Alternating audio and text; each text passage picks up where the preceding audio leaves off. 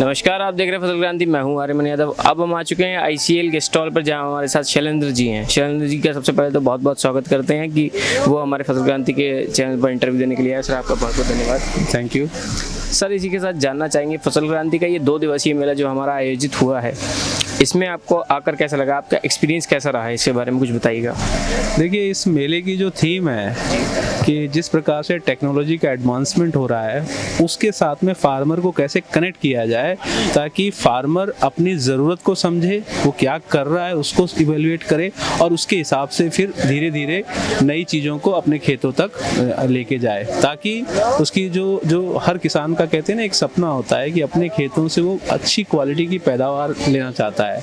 और जो पैदावार वो पहले कम इनपुट के साथ में या जो भी उसके ट्रेडिशनल तरीके से उससे ले पा रहा था, लेकिन शायद आज वही किसान उन सभी चीज़ों को करके नहीं ले पा रहा। तो इन गैप्स को कम करने के लिए शायद इस प्रकार का मेला किसानों की अवेयरनेस को बढ़ाने के लिए एक महत्वपूर्ण कदम है। उसके लिए फसल क्रांति को मैं बार बार धन्यवाद देना चाहूँगा। जी सर, इसी के साथ हम जानना चाहेंगे कि 2 दिवसीय ये किसान मेला था, आज इसका दूसरा दिन है। तो सर, आपसे जानना चाहेंगे कि किसानों ने आपसे जो इंटरेक्शन किया है, उसके बाद किसानों ने कौन सी ऐसी अपनी समस्या बताई जिसका समाधान मिला है? देखिए, यहाँ पर किसान जितने प्रकार के आए, कुछ लोग बहुत ही एडवांस मिले, तो कुछ लोग अभी भी वही जो चीज़ें हैं वो समझने की प्रयास कर रहे हैं। तो मोस्टली जो फार्मर यहाँ आता है वो ये देखने आता है, समझने आता है। वो अपनी समस्या में से कुछ समस्या बता पाता है, कुछ हमें समझनी पड़ती है। तो अगर मैं यहाँ की समस्या की बात करूँ तो एज सच कोई चीज़ मेरे सामने निकल के नहीं आई, परंतु ये जरूर निकल के आया कि जो गन्ने की पैदावार है वो किसान यहाँ पर अभी भी जो भी वो प्रयास कर रहा है उसमें वह 70 से 80 क्विंटल, कुछ अच्छे किसान 100 क्विंटल पर बीघा ले पा रहे हैं। तो इसका मतलब 10 टन, मतलब यहाँ पे 30-35 टन पर एकड़ का उपज वो ले पा रहे हैं। मैंने उनको यही समझाने की कोशिश की है कि जो हमारा पहले जो यहाँ पर जो एनवायरनमेंट था वो गन्ने के लिए उतना फेवरेबल नहीं था, इसलिए हमारी जो पैदावार थी और जो इनपुट हम लगाते थे वो काफ़ी था।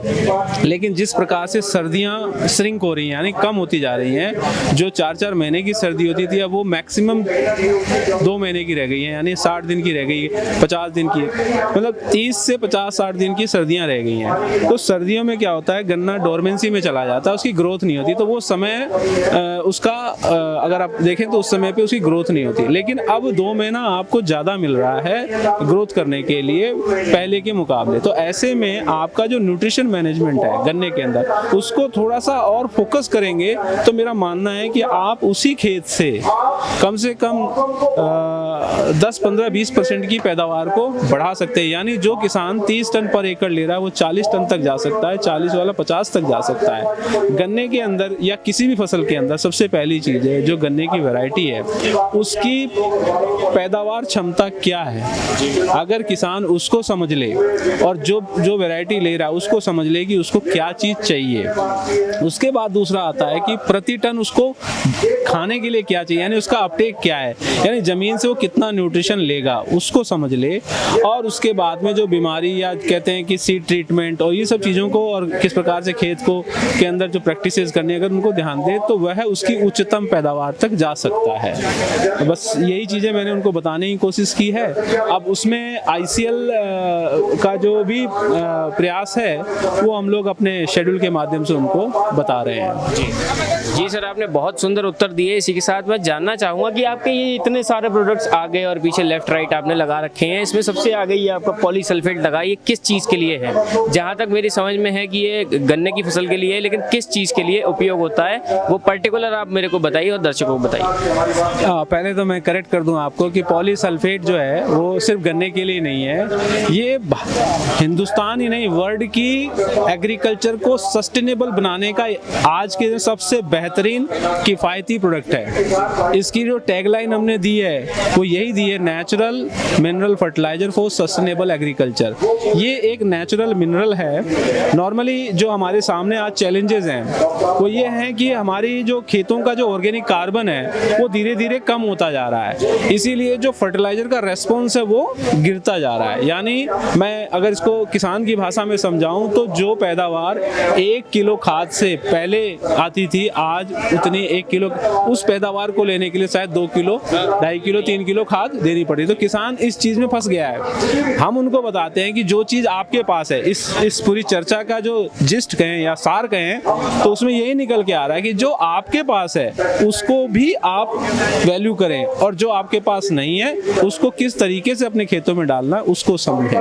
तो ऑर्गेनिक खाद बाजार में भी उपलब्ध है, और आप अपने अगर जो व्यवस्था है उसमें भी कुछ न कुछ आपका ऑर्गेनिक होता है, तो उस खाद को आप यूज़ करें ताकि ज़मीनों की ताकत बढ़े। पहली चीज़, क्योंकि अगर ज़मीन की ताकत नहीं बढ़ेगी तो फिर खादें उतना असर नहीं करेंगी जितना ये खाद है, इस खाद का भी कुछ इसी तरीके का ऑर्गेनिक स्वरूप है।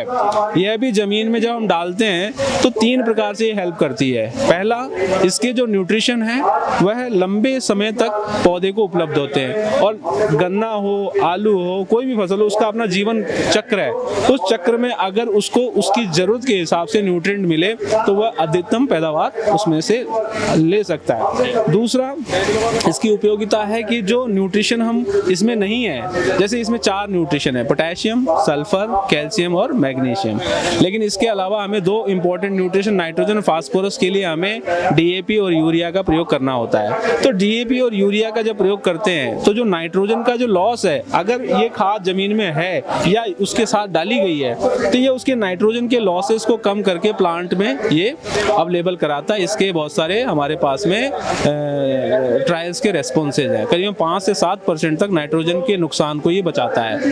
फास्फोरस जो कि सबसे क्रिटिकल एलिमेंट है, आज जमीन में बुआई के समय सबसे महत्वपूर्ण प्रोडक्ट माना जाता है। इस फास्फोरस के रेस्पॉन्स को भी, जमीन का जैसा भी स्वभाव है लेकिन उन हर स्वभावों में ये 5% से 13% तक उसके रेस्पॉन्स को क्रॉप के अंदर बढ़ा देता है, यानी उसके अपटेक को बढ़ा देता है। तो ये फर्टिलाइजर दूसरे न्यूट्रिएंट के रेस्पॉन्स को भी अच्छा करता है। हमारे यहाँ जैसे बोरोन की वैसे कमी हो रही है, इसमें बोरोन भी पाया जाता है और भी माइक्रोन्यूट्रिएंट है, लेकिन बोरोन भी एक अच्छा खासा मात्रा में है, तो कहीं ना कहीं उसमें भी कंट्रीब्यूट करता है। तीसरा जो महत्वपूर्ण काम है कि हमारी जो सॉइल है उसका जो स्ट्रक्चर है, उस स्ट्रक्चर के कारण कहीं पे किसी खेतों में पानी का भराव ज़्यादा होता है तो कहीं पे पानी रुकता नहीं, ये उसके स्ट्रक्चर को सुधारने में भी काम करता है। तो ये जो फर्टिलाइजर है ये ज़मीन की सुधार में, न्यूट्रिशन की एफिशिएंसी को बेहतर करने में, और जो क्रॉप को जो सस्टेनेबल, मतलब कहते हैं ना कि उपज जिसको हम बेहतर लेवल तक ले जा सकें और उसको सस्टेन कर सके, ऐसे नहीं एक बार ले गए उसके बाद में दोबारा नहीं आ रही, तो उसको बढ़ाने में ये बहुत महत्वपूर्ण फर्टिलाइजर पूरे विश्व में साबित हुआ है। और हिंदुस्तान में पिछले 3 सालों में जिस प्रकार से इस प्रोडक्ट की डिमांड हुई है, हमें बहुत ज़्यादा इस पे ध्यान देना होगा, क्योंकि ये अभी वर्ल्ड में सिर्फ और सिर्फ ICL इस फर्टिलाइजर को माइन कर पा रही है और विश्व को दे पा रही है। तो इसकी जो ज़रूरत ज़्यादा है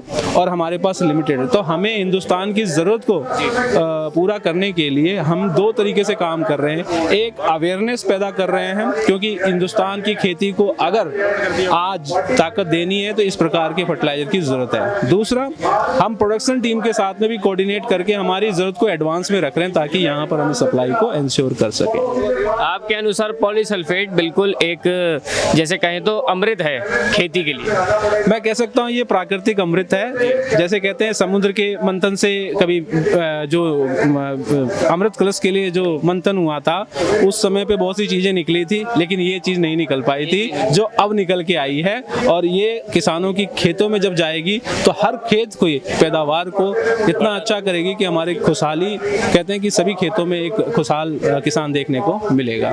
तो जो खेतों में कमी होती है, खेत की मिट्टी में जो कमी होती है उसको पूरा करेगा ये पॉलीसल्फेट, ऐसा शैलेंद्र जी का कहना है। तो हमारे साथ थे शैलेंद्र जी, आपको दिखाएंगे फसल क्रांति के इस किसान मेले की बाकी और झलके। बने रहिए हमारे साथ। नमस्कार।